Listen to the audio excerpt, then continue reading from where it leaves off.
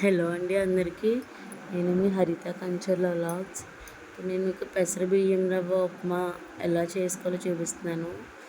చూడండి, ఇలా ఉంటుంది పెసర బియ్యం రవ్వ ఉప్మా ప్యాకెట్. కావాల్సిన ingredients: green chilli, red chilli, అల్లం, పోపు సామాన్లు అన్నీ కావాలండి. స్టవ్ వెలిగించుకొని ప్యాన్ పెట్టి ప్యాన్ హీట్ ఎక్కాక ఆయిల్ పోసుకోవాలండి. ఆయిల్ కొంచెం హీట్ ఎక్కిన తర్వాత పోపు సామాన్లన్నీ వేసుకోవాలి.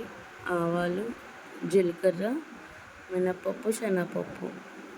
ఉప్మాలో పోపులు చాలా బాగుంటాయండి, పప్పులు రెండు కూడా.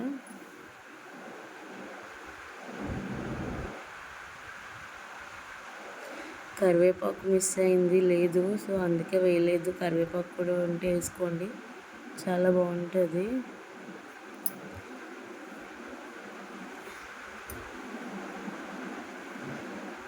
ఇది సేమ్ పెసరట్టు లాగే అండి, చాలా కమ్మగా ఉంటుంది.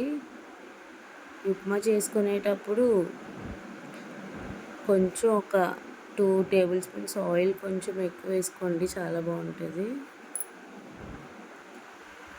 పోపు మరిగిన తర్వాత వాటర్ వేసుకోవాలండి. 1 గ్లాస్ రవ్వకి 2 గ్లాసెస్ వాటర్ అండి, సరిపోతుంది. మనకు కావాల్సినంత సాల్ట్ వేసుకోవాలి.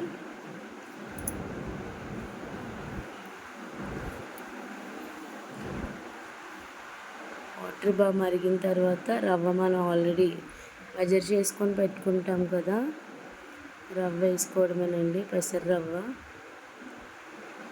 రెండు బాగా మిక్స్ అయ్యాక మనం ఉడికించుకోవాలండి.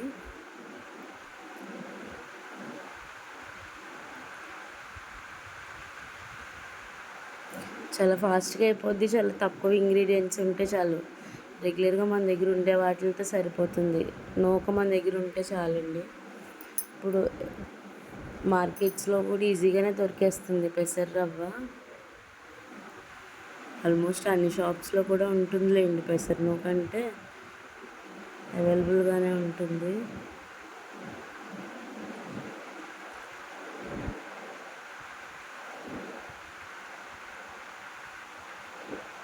చాలా సింపుల్, ఫాస్ట్గా అయిపోతుంది.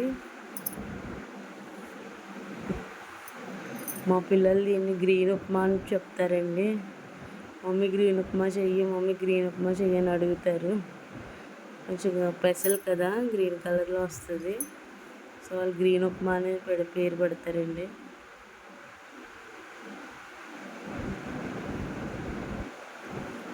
బాగుంటుందండి, చాలా కమ్మగా ఉంటుంది, పెసలతో కదా, చాలా టేస్టీగా కూడా ఉంటుంది.